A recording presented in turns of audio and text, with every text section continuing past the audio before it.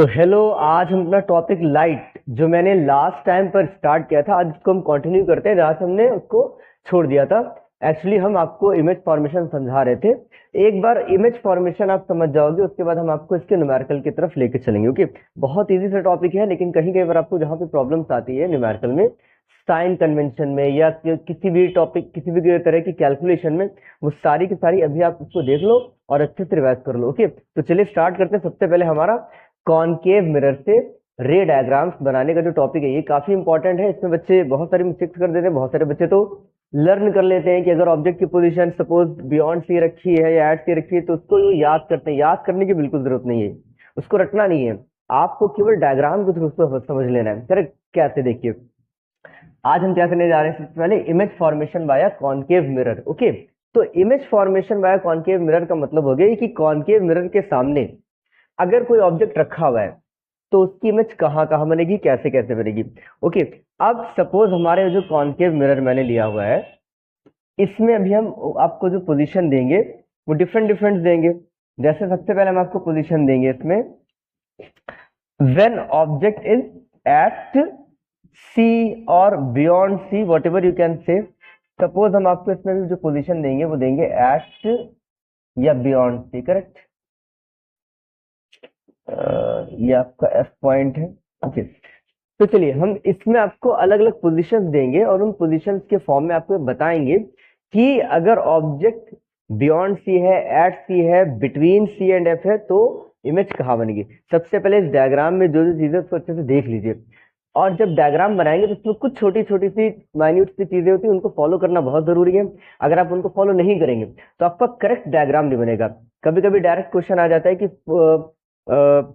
Draw a रे diagram of image formed by a concave mirror when object is placed so and so position. कोई भी position हो सकती है। तो सबसे पहले जब आप एक कॉनकेव मिरर बनाते हैं तो उसमें ये ध्यान रखिए कि जो आपकी प्रिंसिपल एक्सिस है, करेक्ट, वो करेक्ट सेंटर से होकर के पास हो, मतलब कि ज्योमेट्रिकल। ये हम आपको डायग्राम ड्रॉ करने की प्रोसेस बता रहे हैं। करेक्ट? वो आपको पहले से पता है सारी चीजें, बट एक बार ड्रॉ कैसे करेंगे उसको आप देख लीजिएगा।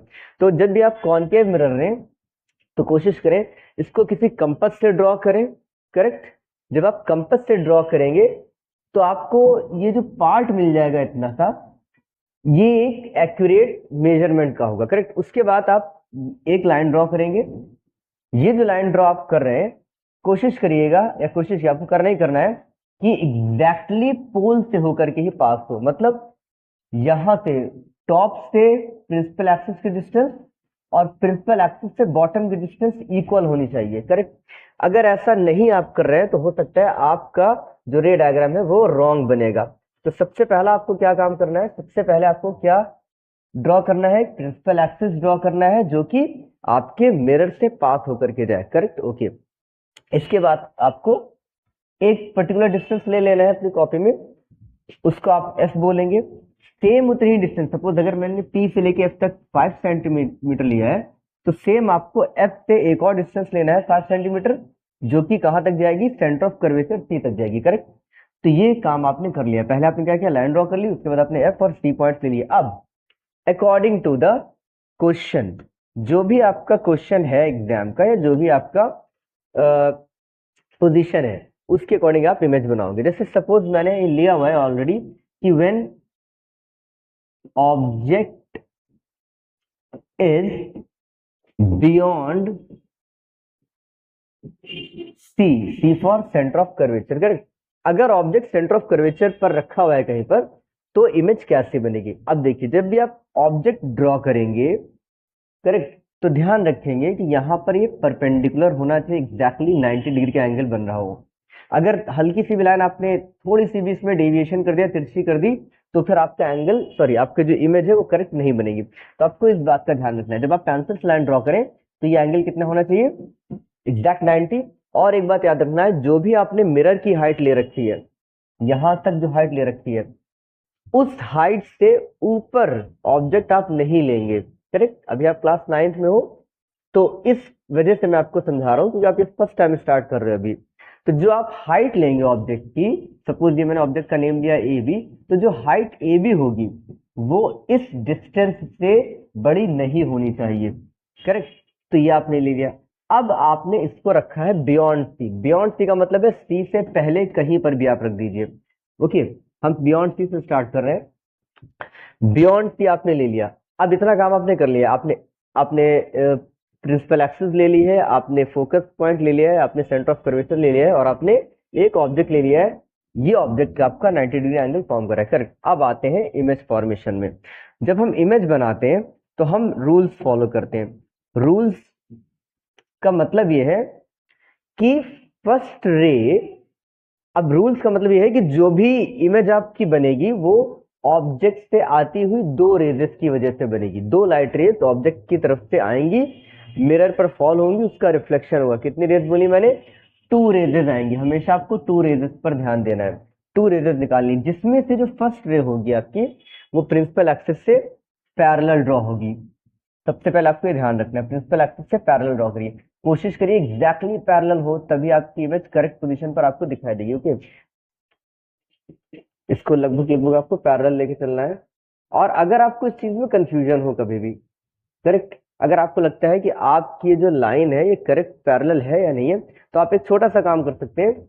यहां पर एक लाइन ड्रॉ करें एग्जैक्ट स्ट्रेट, और कोशिश करें कि सपोज अगर इसको मैं ओ पॉइंट थोड़ी देर के लिए बोल रहा हूं, ओके, अगर आपको दिख रहा हो, अगर आप यहां से एक स्ट्रेट लाइन ड्रॉ करें, सपोज मैं ड्रॉ ही कर देता हूं आपके लिए, कंफर्ट के लिए, ताकि आपको प्रॉब्लम ना हो। ओके, एक हम यहाँ पे लाइन ड्रॉ करते हैं। ये मैंने एक स्ट्रेट लाइन ले ली है। ओके, आपको ये चेक करना है कि दोनों साइड्स पर, ऊपर और नीचे, डिस्टेंस इक्वल होनी चाहिए। अगर डिस्टेंस इक्वल है तो आपकी इमेज करेक्ट बनेगी। कभी भी आपको इस तरह से ड्राइंग में प्रॉब्लम हो तो आप इसको ओ मानते हुए ओ से ऊपर की तरफ और ओ से नीचे की तरफ इक्वल डिस्टेंसेस ले लीजिए।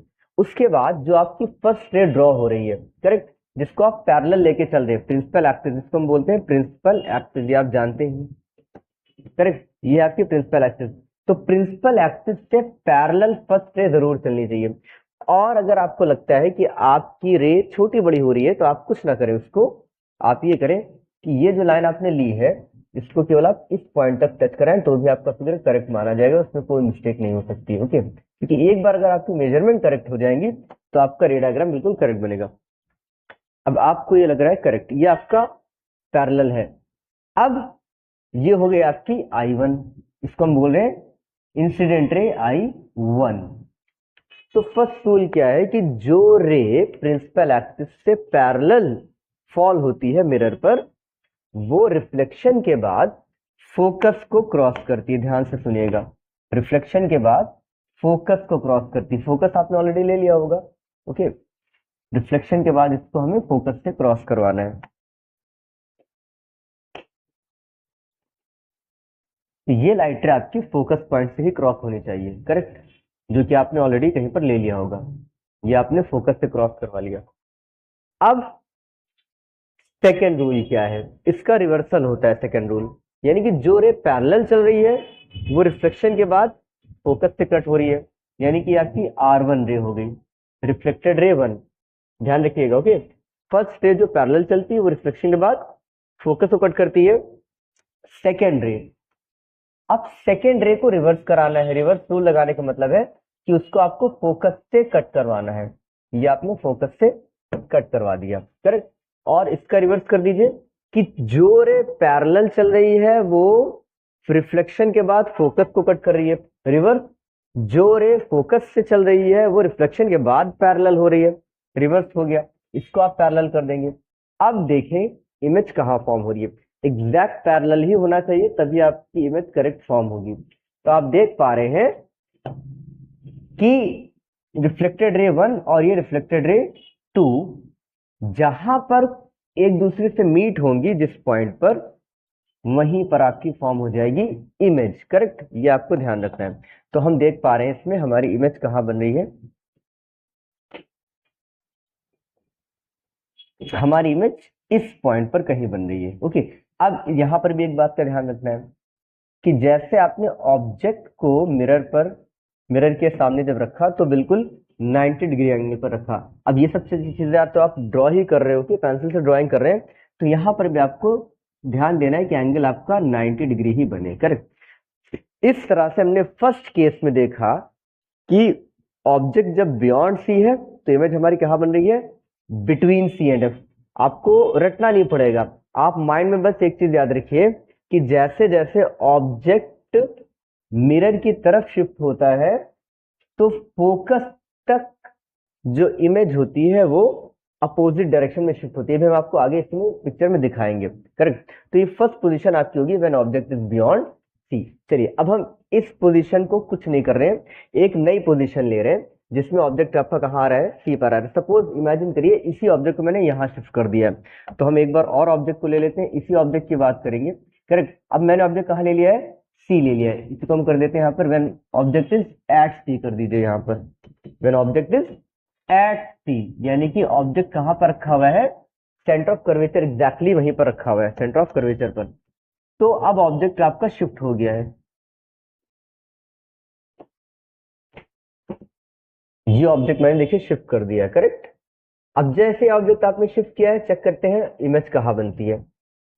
अब यही आपका ऑब्जेक्ट है सेम, जिसका नेम था ए बी, करेक्ट। ये आपका ए बी ऑब्जेक्ट हो गया। अच्छा, प्रॉपर्टी मैं साथ में बताता चल रहा हूं आपको कि देखिए ये जो आपका ऑब्जेक्ट था ये अपवर्ड डायरेक्शन में था, लेकिन इमेज इसकी जो बन रही है वो इन्वर्टेड बन रही है, करेक्ट। तो इसको आप यूं समझिए कि जब रियल में दो लाइट रेज एक दूसरे को मीट करती हैं रिफ्लेक्शन के बाद, तो जो इमेज बनती है उसको हम कहते हैं रियल इमेज। क्या कहते हैं, रियल इमेज, करेक्ट। अगर इमेज डाउनवर्ड डायरेक्शन में है, यानी कि पोल से डाउनवर्ड डायरेक्शन में है, तो वो कैसी होती है, इनवर्टेड होती है। और साइज आप देख ही रहे हैं यहाँ पर कि ऑब्जेक्ट का साइज थोड़ा सा बड़ा है जबकि इमेज हमारी छोटी है। तो केवल डायग्राम को देखकर आप उसकी प्रॉपर्टीज भी बता सकते हैं और ये भी बता सकते हैं कि वो किस डायरेक्शन में बन रही है। यहाँ पर आप देख पा रहे हो ऑब्जेक्ट आपका इन फ्रंट ऑफ मिरर रखा हुआ है, इमेज भी आपकी इसी डायरेक्शन में बन रही है, यानी कि इन फ्रंट ऑफ मिरर। ये हम आपको प्रॉपर्टीज ऑफ इमेज बता रहे हैं, properties of image, correct. Different different position में जो बन रही है। तो पहली प्रॉपर्टी क्या है कि रियल बन रही है, दूसरी इन्वर्टेड बन रही है, तीसरी inverted in front of mirror बन रही है, और बाकी स्मॉलर देन ऑब्जेक्ट है। इसका जो साइज है वो क्या है, smaller than object, smaller than object है। अब आप देखिए ये जो प्रॉपर्टीज हैं ये भी हमने कहीं याद नहीं किए हैं, केवल डायग्राम बनाया और डायग्राम में जो जो चीजें दिख रही है बस उसको मेंशन कर दिया, करेक्ट। तो इसको आपको रटना बिल्कुल नहीं है। तो चलिए अगर आपको ये रूल समझ में आ गया है कि हमें क्या चीज कैसे देखनी है, तो फिर आप इजीली इसको याद रख पाएंगे। याद रख लेना और याद कर लेने में दो अंतर होते हैं, करेक्ट। याद रखने का मतलब है कि आपने कोई चीज समझ ली, अब वो आपके माइंड में आ चुकी है, और याद करने का मतलब आप रट्टा मारे रट्टा मारे रट्टा मारे, और अगर एक भी चीज स्किप हुई तो आपका पूरा वो फ्लैश आउट हो जाता है। तो चलिए अब हम नेक्स्ट पोजीशन पर आ रहे हैं, जिसमें हमने क्या किया है, ऑब्जेक्ट को सी पर ले लिया है, यानी कि object is at C, centre of curvature के ऊपर ही ऑब्जेक्ट एग्जैक्टली रखा हुआ है। अब देखते हैं, अब पहला रूल तो वही है आपका एग्जैक्ट, करेक्ट। पहला रूल तो वही है कि जो लाइट रे आपकी चलेंगी प्रिंसिपल एक्सिस से पैरेलल वो फोकस से क्रॉस होंगी, बिल्कुल करेक्ट। दूसरी रे पर हम जरा फोकस करेंगे कि जो रे, अब हम देखिए यहां से एक दूसरी रे निकालने जा रहे हैं, हम कलर चेंज करेंगे अगर आप देख पाए तो।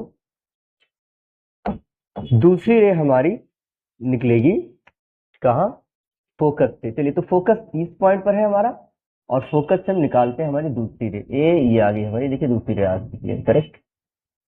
और इसको कोशिश करिएगा जब आप ड्राइंग करेंगे तो फोकस से ही ये क्रॉस होनी चाहिए, एग्जैक्टली। ये हमारी फोकस से क्रॉस हो गई है। अगेन वही सेम रूल कि जो रे आपकी फोकस से क्रॉस होगी उसको क्या कर देना है, हमें पैरेलल कर देना है। चलिए इसको हम पैरेलल कर देते हैं, ये हो गई हमारी पैरेलल।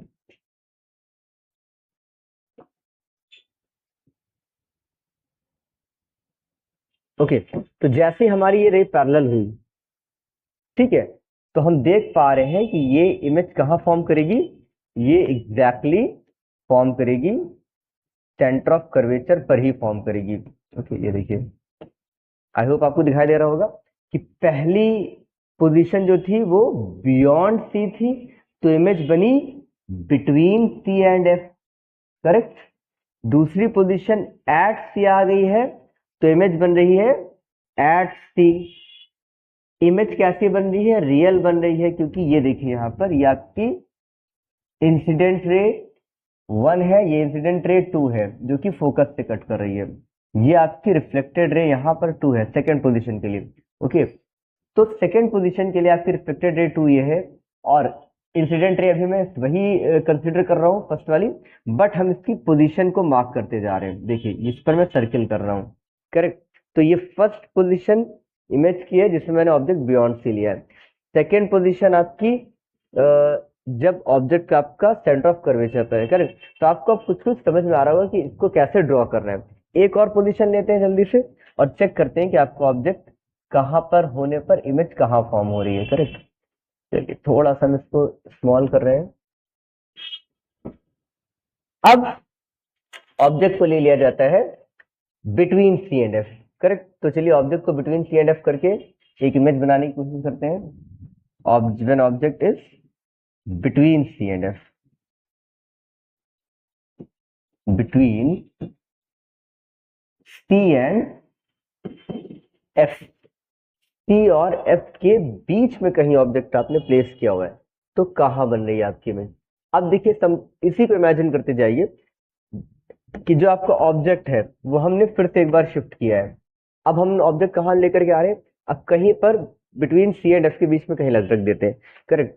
तो ये आपकी फर्स्ट पोजीशन थी, ये आपकी सेकंड पोजीशन है, और एक और पोजीशन आएगी थर्ड।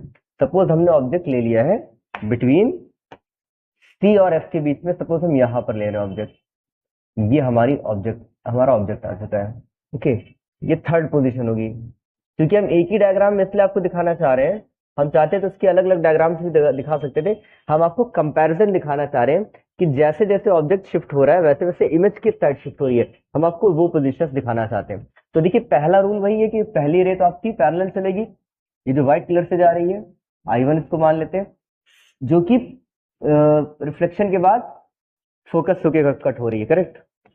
रिफ्लेक्शन के बाद आपकी फोकस से कट हो रही है। अब सेकेंड रे इसको मैं डिफरेंट कलर से ले लूं तो ज्यादा बेटर रहेगा आपके लिए। तो ये जो रे आपकी है ये रिफ्लेक्शन के बाद फोकस से कट हो रही है, अगर आपको दिख रहा हो। ओके, रिफ्लेक्शन के बाद ये फोकस से कट हो रही है। क्यों? क्योंकि ये पैरेलल थी। अब सेकेंड रे हम इसको डिफरेंट कलर से ले लेंगे। सेकेंड रे फोकस से क्रॉस कराएंगे, ये फोकस से क्रॉस करिए। अब देखिए आप कहेंगे सर ये तो नीचे जा रही है, हाँ तो बिल्कुल नीचे जा सकती है, कोई प्रॉब्लम नहीं है। अगर आपको ऐसा लगता है तो आप इस लाइन को इंक्रीज कर सकते हैं, ओके, क्योंकि मिरर तो आपका बड़ा हो सकता है। तो ये आप इसको ऐसे समझिए कि कहीं पर हमारी जो लाइन है ये वाली, इसको हम एक्सटेंड कर सकते हैं। ये मैंने एक्सटेंड कर दिया है, ओके, कोई प्रॉब्लम नहीं है। तो इसमें ये रे यहाँ पर कहीं क्रॉस होगी। अब यहां से रिफ्लेक्शन होगा, तो रिफ्लेक्शन के बाद ये अगेन प्रिंसिपल एक्सिस से क्या होगी?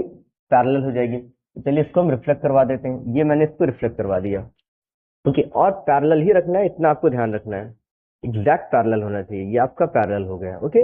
अब आप देखिए इसकी पोजीशन देखिए, पोजीशन देखते जाइए और साइज ऑफ ऑब्जेक्ट भी, इमेज भी देखते जाइए। अब ये आपका ऑब्जेक्ट था, अब आते हैं इसकी इमेज पर। तो इमेज हमारी कहां बनी? देखिए यहां पर कट हो रहा है, तो इमेज हमारी ये बन गई।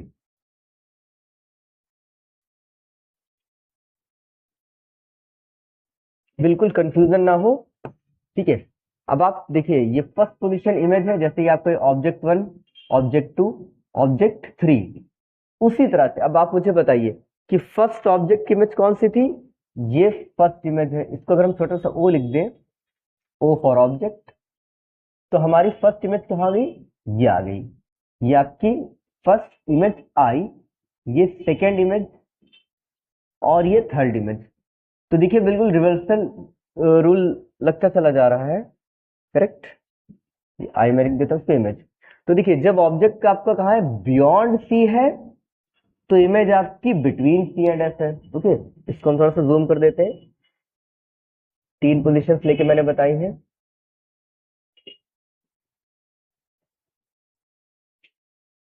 जब आपका ऑब्जेक्ट बियॉन्ड सी है, सी यहां पर आपको दिख रहा होगा, सी से पहले कहीं रखा है तो उसकी image between C and F बनी है, ये देखिए I1, करेक्ट, I1।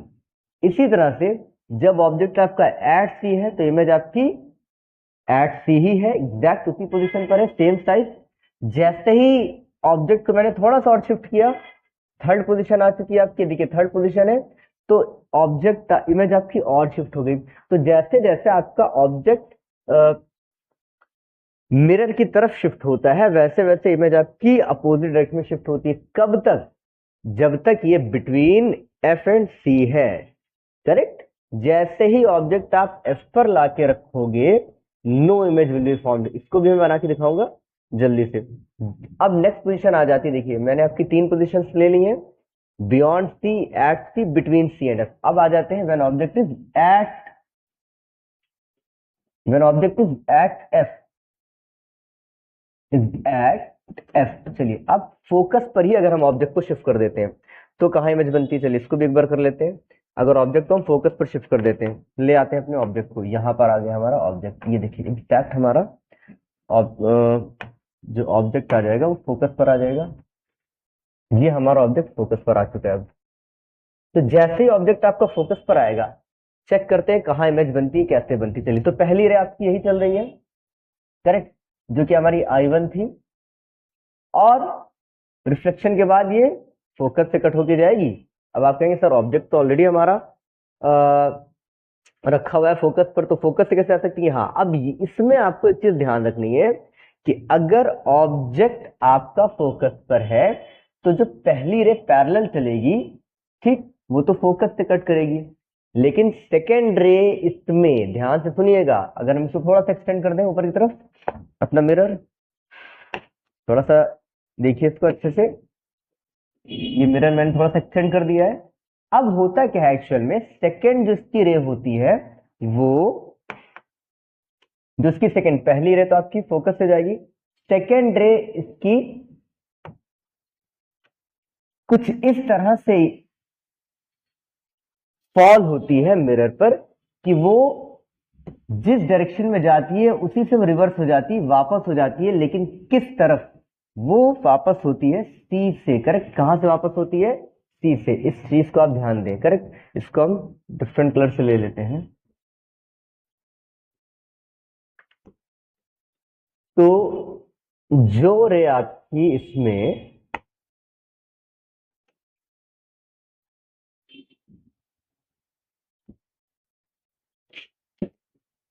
तो देखिए ये आपकी सी से कट हो रही है, जो आपकी नेक्स्ट अभी मैंने लाइन ड्रॉ की, इस लाइन को जरा देखिए, ये लाइन कहां से क्रॉस हो रही है? ये सी से क्रॉस हो रही है। अब फोकस पर जब ऑब्जेक्ट है, ध्यान से इसको मैं दिखा रहा हूं आपको, ये देखिए ध्यान से, ऑब्जेक्ट जब आपका फोकस पर कहीं रखा हुआ है, करेक्ट, जब आपका ऑब्जेक्ट कहां रखा हुआ है? कहीं पर फोकस पर रखा हुआ है, तो जो आपकी लाइंस है या रेज है वो कहां से कट होंगी? वो फर्स्ट रे तो आपकी फोकस से ही कट होगी, लेकिन सेकेंड रे आपकी रिफ्लेक्शन के बाद सेंटर ऑफ कर्वेचर को कहीं पर कट करिए। अगर आप इसको ध्यान से देखेंगे तो आप देख पाएंगे कि ये जो लास्ट की जो 2 रेजेस मैंने बनाई हैं, ये यहाँ पर, ये आपस में क्या हो चुकी हैं? पैरेलल हो चुकी हैं। पैरेलल इन द सेंस कि वैसे अगर थ्योरेटिकली देखा जाए तो रेजेस कहीं नहीं मिलेंगी, लेकिन फिर भी ऐसा अज्यूम किया जा सकता है कि कहीं इनफाइनाइट में जाकर के ये 2 रेजेस मिलेंगी और फिर वहीं पर इमेज बनेगी। इसका मतलब अगर ऑब्जेक्ट आपका when object is at F, तो इमेज कहां बनेगी?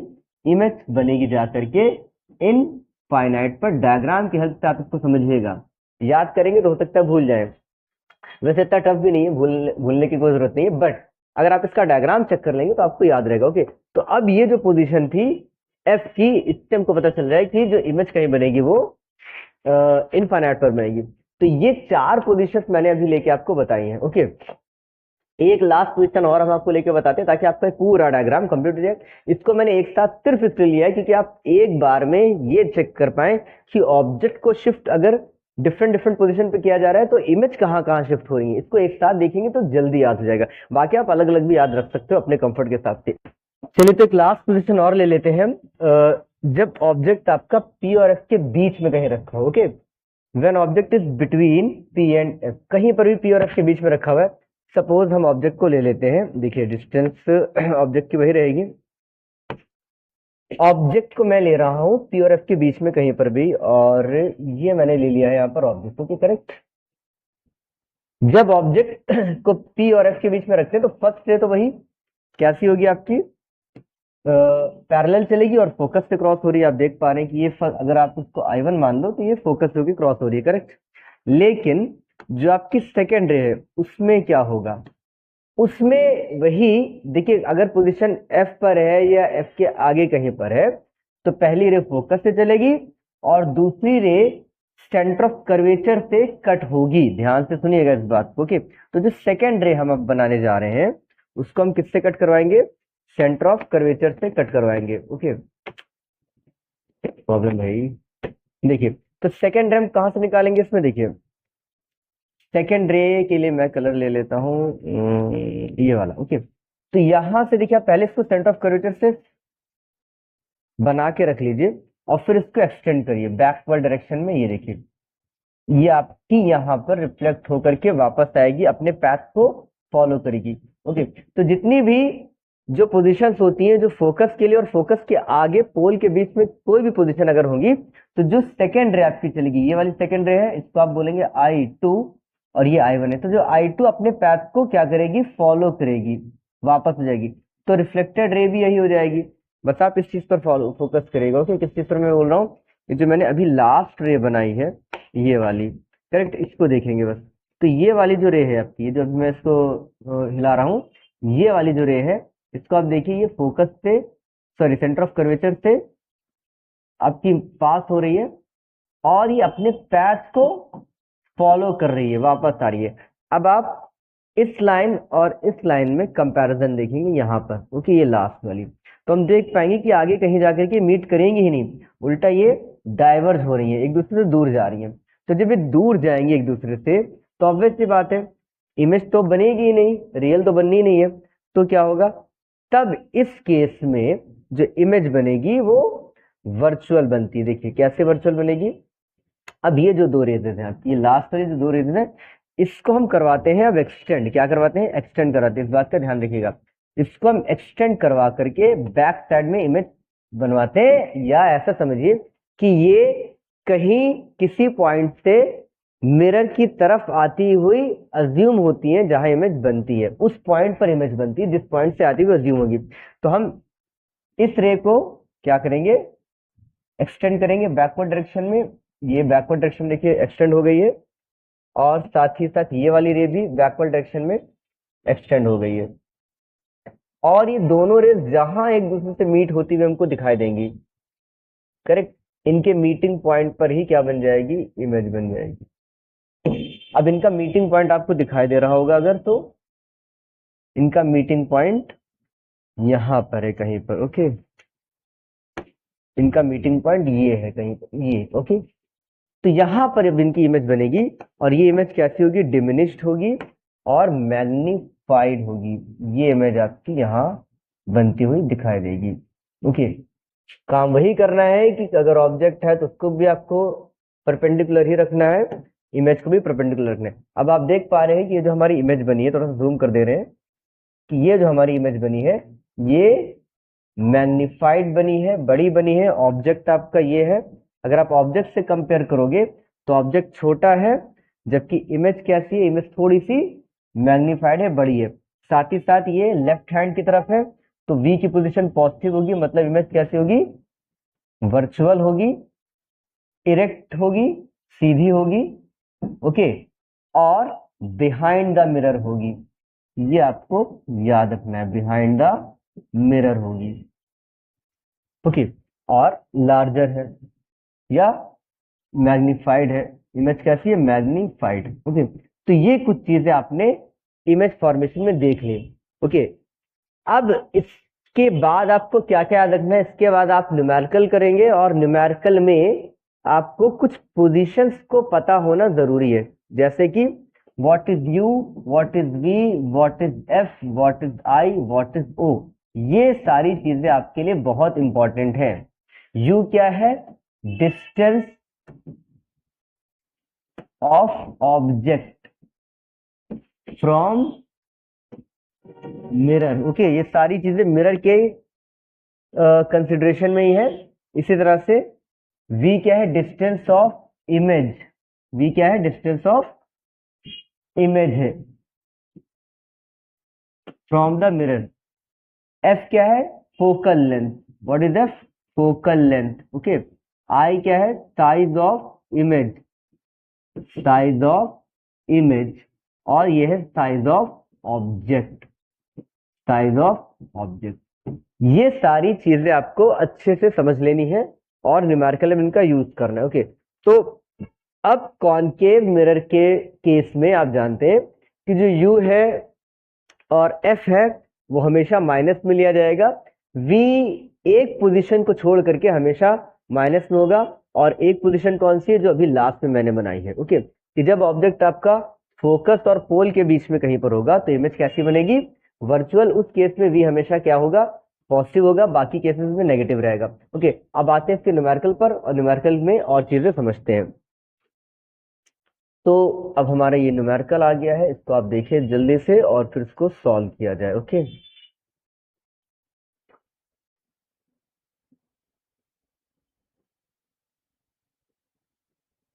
ये आपका न्यूमेरिकल लिखा हुआ है, अगर आप देख पा रहे हो इजिली, कोई डाउट ना हो तो। ये न्यूमेरिकल आपका लिखा हुआ। ओके, और इस न्यूमेरिकल में कहा क्या गया बस वो आपको देखना है। कभी भी किसी भी न्यूमेरिकल अगर आपको सॉल्व करना है तो बस आप एक काम करिए, और वो काम क्या होता है? वो काम ये होता है कि आप उसमें जितनी चीजें गिवन है उसको पहले अलग से नोट कर लें या माइंड में देख लें और फिर उसको सॉल्व करें। अगर आपने अभी तक प्रैक्टिस नहीं की है तो वैसे तो ये सब चीजें बहुत इजी हैं, करेक्ट, सिंपल सिंपल से फॉर्मूले यूज होने हैं। देखिए फटाफट क्या क्या गिवन है। तो फर्स्ट क्वेश्चन में हमसे कहा जा रहा है an object of height, height of object अभी बताया था क्या होता है? ओ। ओ कितना गिवन है हमें? O is 2 centimetre, correct. Place at a distance 20 centimetre from concave mirror. Distance of object हमारा होता है u 20 centimetre, of focal length f हमारे पास है 12 सेंटीमीटर, करेक्ट। तीन चीजें हमारे पास है। क्या फाइंड करना है? पोजीशन v फाइंड करना है, इमेज की साइज i फाइंड करना है, और नेचर फाइंड करना है कि रियल है या वर्चुअल है। तो हम सबसे पहले किस पर फोकस करने जा रहे हैं? हम फोकस करने जा रहे हैं v निकालने पर, क्योंकि हमारे पास u है और हमारे पास f है। अब आपको फॉर्मूला पता होना चाहिए कि 1/f इक्वल टू होता है 1/v प्लस 1/u, करेक्ट। इसमें हमारे पास क्या क्या गिवन है? f गिवन है और हमें u गिवन है, करेक्ट। तो f हमारी वैल्यू क्या हो जाएगी? माइनस में हो जाएगी, क्योंकि फोकल लेंथ है कॉनकेव मिरर की। v हमें करना है फाइंड, u भी आपका माइनस में जाएगा। तो आप इसको ऐसे इमेजिन करो कि ये ऐसे लिखा हुआ है, करेक्ट, और माइनस प्लस माइनस हो जाएगा। अब हम इसको लिख सकते हैं ये वाली वैल्यू माइनस प्लस माइनस होगी, तो ये LHS की तरफ आकर के प्लस 1/20 बनेगा। ऑलरेडी यहाँ पर माइनस 1/12 रखा हुआ है, 1/v फाइंड हो जाएगा हमारा। ओके, 1/v कैसे फाइंड हो जाएगा? इसका एलसीएम लिया जाएगा, एलसीएम हो जाएगा 60, 23 60 माइनस 12 60 इक्वल्स टू 1/v। इस 1 का क्या किया? तो सर हमने 1 इसमें ऊपर ऊपर मल्टीप्लाई कर दिया। ओके, ये सब इतनी बेसिक सी चीजें आपको पता होनी चाहिए, फिर भी हम आपको सारी चीजें क्लियर करते जाते हैं, करेक्ट। अब 3 - 5 हो गया -2/60 इक्वल्स टू 1/v। यहां से आपको मिल गया 30, यानी कि v को रेसिप्रोकल कर दीजिए तो v मिल जाएगा आपको -30, यानी कि v मतलब इमेज की पोजीशन कितनी आ गई? 30 सेंटीमीटर फ्रॉम द मिरर। अब नेक्स्ट क्वेश्चन इसमें क्या पूछा गया था? नेक्स्ट पूछा गया है साइज ऑफ इमेज, यानी कि i निकालना है। तो i/o इक्वल टू होता है -v/u। इसमें हमें क्या क्या पता है? हमें i तो नहीं पता है। i/o, o हमारा है 2 सेंटीमीटर, माइनस v और u, v हमारे पास क्या आया? अभी 30 आ गया, और u कितना है, u हमारे पास 20 आ गया। तो यहाँ से देखिए 0 से 0 कैंसिल, 2 से 2 कैंसिल, तो हमारा i कितना आ गया -3। माइनस साइन ये बता रहा है कि इमेज कौन सी है आपकी, इन्वर्टेड है। इमेज कैसी है, इन्वर्टेड। अच्छा, यहाँ पर आपका जो v आया था वो माइनस में आया था, इसका मतलब इमेज कैसी है आपकी, रियल है। कभी भी आपका v अगर नेगेटिव आता है तो इमेज याद रखिएगा कैसी होगी, रियल होगी। माइनस साइन क्या बताता है, इमेज रियल। i अगर नेगेटिव आता है तो इमेज कैसी होगी आपकी इन्वर्टेड, यानी कि डाउनवर्ड्स हो जाएगी। अब इसमें और क्या फाइंड करना था, नेचर मैंने आपको बता दिया कि इमेज का नेचर कैसा है, वर्चुअल और इन्वर्टेड है। और साइज ऑफ द इमेज क्या है, 3 सेंटीमीटर, और पोजीशन ऑफ इमेज क्या है, 30 सेंटीमीटर। चलिए नेक्स्ट क्वेश्चन पर आते हैं। इसको भी जूम करना पड़ेगा, उसको हम जूम कर देते हैं जल्दी से। जूम हो जाओ भाई, हो गया जूम, और हो जाओ थोड़े से जूम। चलिए इतना काफी है आपके लिए, आई होप दिख रहा होगा। ठीक, तो न्यूमेरिकल आपका ये है। क्वेश्चन में क्या कहा गया, क्वेश्चन में कहा गया है an object is placed at 4 centimetre, 4 centimetre distance दे दी गई है। यू हमारे पास कितना आ गया है, 4 सेंटीमीटर यू।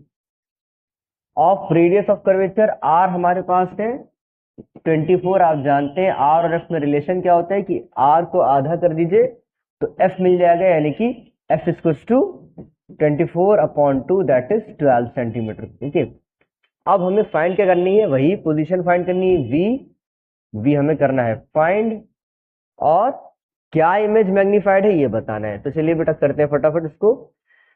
एफ हमारे पास है और यू हमारे पास है, वी निकालते हैं। तो 1/v इज इक्वल टू लिख सकते हैं 1/f माइनस 1/u लिखा जा सकता है, फॉर्मूला याद रखेंगे। इसके अलावा वैल्यू जब पुटअप करेंगे एफ हमारा कितना जाएगा, -1/12 आ जाएगा, माइनस यू कितना है 4, तो उसको हम लिख लेंगे -4 लिख लेंगे। तो -1/12 प्लस 1/4 लिख सकते हैं, क्या मिलेगा। अगर थोड़ा सा भी कंफ्यूजन लगे तो आप इसको ऐसे नोट कर लीजिए, 1/4 माइनस 1/12, एलसीएम आ गया 12, 4 3 जा -2, 1 जा 2, यानी कि 1/f कितना आ गया आपका, सॉरी 1/v कितना आ गया आपका, 1/v हमको मिलने जा रहा है 2/12, that is 6। 1/v equal to 1/6, या v इक्वल टू 6 सेंटीमीटर। तो पोजीशन क्या हो गई इमेज की, 6 सेंटीमीटर फ्रॉम द मिरर। आगे कहा गया है इज इमेज मैग्नीफाइड, तो हम मैग्निफिकेशन फाइंड कर लेंगे। क्या इमेज मैग्नीफाइड है, तो मैग्नीफाइड इमेज है या नहीं है, ये देखने के लिए हमें m की वैल्यू देखनी पड़ती है। ओके, अगर m की वैल्यू, m का फॉर्मूला पहले देखिए, m क्या होता है, m कुछ होता है I/O, या m कुछ होता है -v/u। कोई भी चीज आपके पास हो दोनों में, आप यूज करके m निकाल लीजिए। करेक्ट, इस केस में हमारे पास u और v दोनों ही है, तो हम m निकालेंगे। अगर m की वैल्यू ग्रेटर देन 1 आती है तो इमेज मैग्नीफाइड है, और अगर स्मॉलर देन 1 आती है तो इमेज स्मॉलर है। m का मतलब है कि इमेज ऑब्जेक्ट से कितने टाइम्स लार्जर है। सपोज अगर ऑब्जेक्ट आपका 2 सेंटीमीटर है और इमेज आपकी 4 सेंटीमीटर है, तो इमेज आपकी 2 टाइम्स लार्जर होगी ऑब्जेक्ट से। करेक्ट, चलिए तो हम यहाँ पर m इक्वल्स टू देख पा रहे हैं कि v हमारा 6 है, u हमारा 4 है, और हम इसको अगर एक और फॉर्मूले से, इसी के करस्पॉन्डिंग फॉर्मूले से कंपेयर करें, जो कि होता है I/O, m equal to I/O भी होता है, तो हम देख पा रहे हैं कि I की वैल्यू 6 है और O की वैल्यू 4 है। यहां से भी हम देख पा रहे हैं कि इमेज क्या है, मैग्नीफाइड है। और वैसे भी जब आप इसको कैलकुलेट करोगे तो आपको मिलेगा 1.5, मतलब इमेज ऑब्जेक्ट से 1.5 टाइम्स लार्जर है, यानी कि यस इमेज इज मैग्नीफाइड। अगला न्यूमेरिकल, इसको भी जूम करना पड़ेगा। तो इस न्यूमेरिकल में क्या कहा गया है, फटाफट देखते हैं। A concave mirror forms the real image, पहले ही बता दिया गया इमेज रियल है, ऑब्वियस सी बात है, बता ही दिया गया, अच्छी बात है। तो वी हमारा माइनस में आएगा। In front of a concave mirror distance है 30 सेंटीमीटर को। तो कॉनकेव मिरर फॉर्म करता है real image of an object placed, correct. You हमारे पास कितना है 30 सेंटीमीटर, ऑफ साइज 3 टाइम्स, यानी कि जो आई है वो 3O है, लिखा हुआ है ऑब्जेक्ट से 3 टाइम्स ज्यादा है कौन, इमेज। ये 0 नहीं है, ये O है, O फॉर ऑब्जेक्ट। आपको बताना है फोकल लेंथ f की वैल्यू आपको फाइंड करनी है। तो कैसे निकालेंगे, f और v दोनों निकालना है। तो देखो बेटा, इसमें हम इस 3 का यूज करेंगे, मैग्निफिकेशन का यूज करेंगे। ओके, हम जानते हैं कि m इक्वल टू क्या होता है, -v/u होता है। ओके, तो हम ये देख पा रहे हैं कि m की वैल्यू में 3 दी गई है। कभी भी आपको लिखा हो 3 टाइम्स, 5 टाइम्स, 2 टाइम्स, तो याद रखिएगा क्या दिया गया है, m दिया गया। मैग्निफिकेशन -v/u लिखा जा सकता है। इसका मतलब अगर हम u को यहां पुटअप कर दें, u की वैल्यू यहां पुटअप कर दें, तो कितनी हो जाएगी हमारी 30। ओके, तो u कितना हो जाएगा 30। तो इसको क्रॉस मल्टीप्लाई करें तो v बराबर हो जाएगा आपका -90 सेंटीमीटर। करेक्ट, 33 पता चल गया कि पोजीशन ऑफ इमेज क्या है 90 centimetre from the mirror. Already real बताया गया था, तो ये आपका माइनस साइन आ चुका है, तो ये इमेज कैसी है, रियल है। आगे क्या कहा गया है, फोकल लेंथ हम निकालनी है। तो बेटा v पता चल गया, u ऑलरेडी पता है, तो f नहीं निकाल पाओगे। 1/f equals to 1/v plus 1/u से अभी दो न्यूमेरिकल करवाए, इसको अपने आप ट्राई करिएगा। और पूछा गया है पोजीशन, दोनों चीजें हो गई। ओके, तो इस तरह से आपके ये न्यूमेरिकल्स आज मैंने कंप्लीट करवा दिए। अच्छा, एक रह गया अभी, एक और है, जल्दी से करिए इसको। इसको भी करके फिर आज ये चैप्टर में फिनिश करता हूं। इसमें क्या कहा गया है, कहा गया है कि the erect image formed by a concave mirror. Erect बोला जा रहा है, यानी कि इमेज कौन सी होगी, वर्चुअल होगी, क्योंकि कॉनकेव मिरर से इरेक्ट इमेज अभी मैंने आपको दिखाया था, वो क्या था, मिरर से पीछे कहीं बन रही थी। इसका मतलब ये इमेज कौन सी है, वर्चुअल है। करेक्ट, चलिए हमसे बता जाइए कि इरेक्ट इमेज है, साइज क्या है, डबल है। इमेज का साइज क्या है, डबल है, मतलब आई इक्वल्स टू 2O है, या m हमें कितना गिवन है, 2 गिवन है। Okay, double object, how are v and u related, इससे इजी क्वेश्चन कुछ हो ही नहीं सकता है।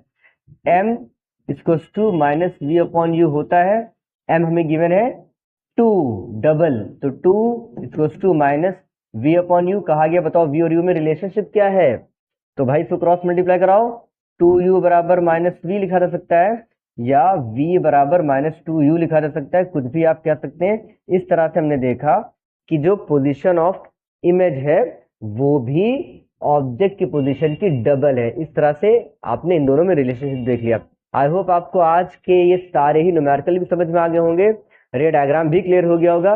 घर पे जाइए, रिवीजन करिए प्रॉपरली, मिस्टेक्स बिल्कुल ना करें एग्जाम्स में, क्योंकि छोटी सी भी मिस्टेक, साइन की मिस्टेक होगी, चाहे जब आप इमेज फॉर्मेशन कर रहे थे, तो अगर इमेज फॉर्मेशन में आपने कहीं पर इमेज बनाने में गड़बड़ी कर दी, रे डायग्राम बनाने में गड़बड़ी कर दी, साइज अगर आपसे बताया गया है इमेज के रिस्पेक्ट में, ऑब्जेक्ट के रिस्पेक्ट में, तो वो साइज आपने अगर रॉन्ग लिख दिया तो आपके सारे क्वेश्चंस रॉन्ग हो सकते हैं। इसलिए प्लीज डायग्राम्स को पर फोकस करिए और न्यूमेरिकल की कैलकुलेशन पर फोकस करिए। ओके, आई होप इस वीडियो के बाद आपके सारे डाउट क्लियर होंगे न्यूमेरिकल और ये डायग्राम को लेकर के। इसके बाद अब आप अपना चैप्टर रिवाइज करेंगे, तैयारी करेंगे। Good luck.